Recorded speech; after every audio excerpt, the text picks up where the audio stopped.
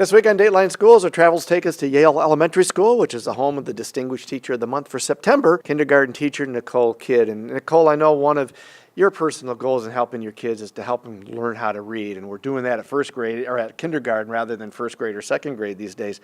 So how do you help these kids learn how to read, and then how do you integrate that technology that these kids know much better than you and I do when they come into the classroom, even as kindergartners? Well, I think learning to read is the biggest foundational skill that students need to have when they leave kindergarten in order to be successful in their school career and in life. So one of the things that I focused upon last year is I was part of the literacy lab classrooms where Jennifer Evans from the St. Clair County SCCRESA came in, and she helped me establish what is called Reader's Workshop. Using the MESA Reader's Workshop model. And it's where the students learn how to read a book independently. At the beginning of the year, it's just making up the story based on the pictures and imagining the story. And then as we move forward and we learn how to read some words, it's pointing to the words and reading the words that we know. Then it's using strategies to learn the words that we don't know, sounding things out, using picture and beginning sound clues. And the nice thing about that workshop format is it has several components. First, I introduce a skill and teach them a new skill for reading on their own. Then they sit down and they do the workshop and they spread out around the room and they get started reading.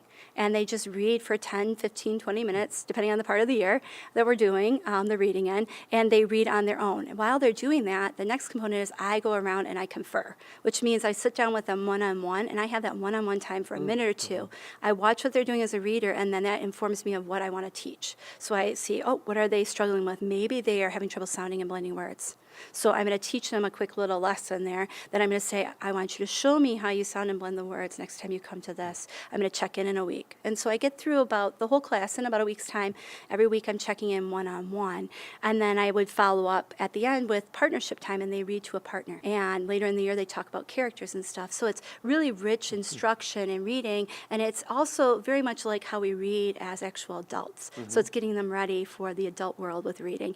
Now that's just one component. That's maybe a half hour of my day. The other components are, at the beginning of the year, we build phonemic awareness. Phonemic awareness is just hearing and speaking sounds. So manipulating sounds we hear in words. When you can do that, it's like building your foundation of your house.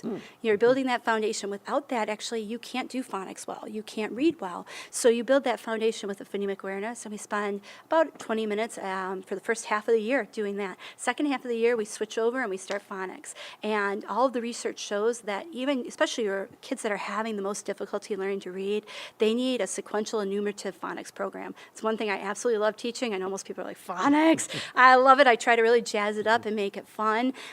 We always learn like emotion to go with the sound so they can remember the sounds better. And then we do learn how to sound and blend sound by sound. And then we learn other strategies as we go through the year. So then there's read alouds, comprehension, all kinds of stuff. You know, you do a lot of reading throughout your day. But I think those are the key components that are needed in a successful kindergarten literacy program. We'll be back with more tomorrow. For Dateline Schools, I'm Terry Harrington.